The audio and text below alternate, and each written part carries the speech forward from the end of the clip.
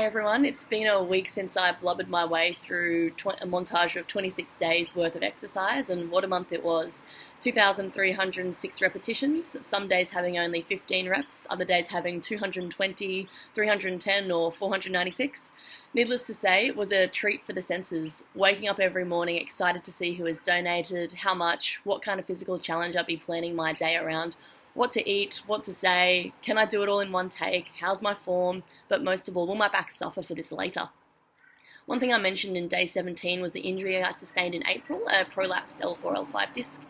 The mechanism was leaning forwards to put down two 10mm Pilates mats, so hardly the exciting story that you were expecting, which is usually the case for injuries like this. It's not because of the force required to pick up car off a grandma or leaning forwards to save your child from falling into a river, although these will also put a significant strain on your back, but just a repetitive movement like leaning forwards to clean your teeth, to pick up something from the floor, or sitting for long periods that leads to the disc moving posteriorly. A few millimeters touches a nerve and then bang, hot and cold liquid running up and down your legs, numbness, pins and needles, inability to move. Yeah, I felt all of these, and I had some time off work. I couldn't lie on my back. I was lying prone, I was standing, couldn't put weight down my left leg, so lots of postural correction, mindfulness of movement, and then the boring rehab exercises that commenced 8 weeks after the injury. Yeah, they're boring, but they do work, and I still do them, perhaps out of habit or perhaps because they maintain a level of conscious movement mechanics I need to be aware of every day. So either way, pushing my body in the last month has been a great challenge and even bigger boost to my ego that is perhaps wrapped up too much in my physicality, but it has reminded me that physical limits of your body can be changed if you train smartly. One part of training effectively is the methods of recovery and rest that you give yourself, which is something I spoke about on day 13. You're only as good as your recovery is a phrase that's often neglected in our more is more mentality. I've had a week off just this last week, which will probably extend into 2 weeks, and I didn't even run the marathon. So I've had some neuropathic pain in my left leg since last Monday, probably due to the amount of sitting I did over the weekend, perhaps a lack of sleep from tracking Carlos in the New York City Marathon overnight Australian time, and maybe the adrenal overload of the build-up to the day. So perhaps this was also inevitable due to the natural course of pain physiology, so the C-fiber nociceptors responding to the thermal and mechanical and chemical stimuli, which produces this sensation of a dull, delayed pain 7 days after the physical onslaught had ceased. One way this neural pain has been managed for me in the past has been through medication, nighttime only, when I don't have to operate heavy machinery, which is really just my body. But also kinesiotaping or K-taping or KT taping, or is that like saying ATM machine? But this is what it looks like.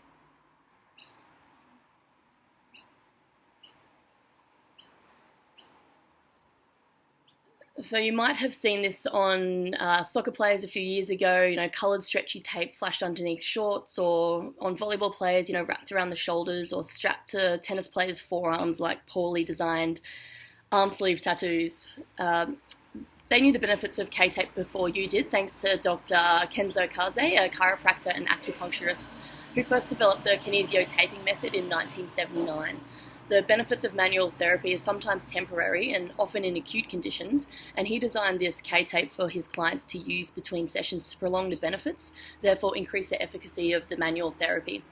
K-tape is made of 100% elastic fibres that are latex-free with a wave-like pattern, which is purposely put on the tape to mimic the fingerprints and allows the tape to breathe. The tape itself only stretches on the longitudinal axis, and it can move with your body without the tape slipping. So perhaps you've heard of proprioception. This is where the body senses of position and movement of our limbs and trunk, the effort, the force, and the sense of heaviness.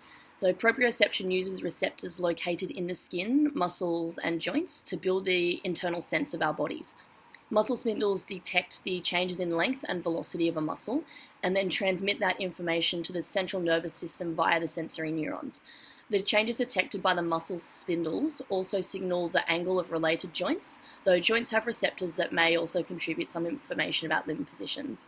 Additionally, the skin has stretch receptors or mechanoreceptors that can detect small movements of the limbs. So this is K-tape's modus operandi. This proprioceptive boost, assisted by K-tape via tactile feedback through the skin, not only provides a passive lift to the skin via its elastic properties, but the vacuum effect also allows the lymphatic and venous systems to drain any swollen, bruised, or irritated tissue faster. So it might also have some effect on removing exercise byproducts like lactic acid, but the best thing about K-tape is that it still allows for range of motion, but restricted enough if applied correctly so that no further injury will occur. So ask your physical therapist if K-tape is beneficial to your recovery, whether it's from an injury, for effective training, or assistance with motor patterning such as posture correction or limb position. You might find that the speed stripe on your leg not only makes for a good conversation or a good blog topic, but also gives you a bit of relief from the zing in your step.